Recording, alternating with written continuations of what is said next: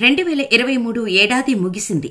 Test championship, one day world cup final మ్యాచ్లు మినహా మిగిలిన అన్నిట్లో టీమిండియా అదరగొట్టింది.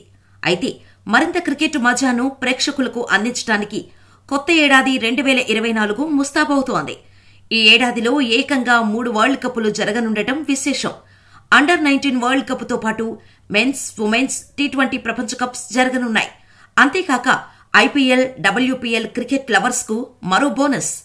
వరల్డ్ టెస్ట్ ఛాంపియన్షిప్ లో భాగంగా తమ సిరీసుల్లో ఆఖరి టెస్టును భారత్, దక్షిణాఫ్రికా, ఆస్ట్రేలియా, పాకిస్తాన్ జనవరి 3 తలపడనున్నాయి. ఈ ఏడాదిలో ప్రధాన జట్ల మొదటి మ్యాచ్ వీటితోనే ప్రారంభమవుతోంది. మరోవైపు జనవరి 19 నుంచి అండర్-19 టీ20 ప్రపంచ కప్ జరగనుంది.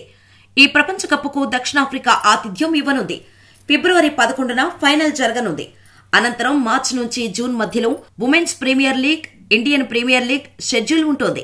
ఎన్నికలు జరగనున్న నేపథ్యంలో ఈ లీగ్ తేదీలు ఖరారు కాలేదు.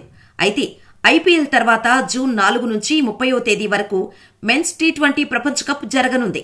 ఈ పొట్టి కప్ టోర్నీకి వెస్టిండీస్, అమెరికా సంయుక్తంగా ఆతిథ్యం ఇస్తున్నాయి. ఈ టీ20 టోర్నీ ముగిసిన తర్వాత సెప్టెంబర్, అక్టోబర్ నెలల్లో బంగ్లాదేశ్ వేదికగా ఉమెన్స్ టీ20 ప్రపంచ కప్ జరగనుంది.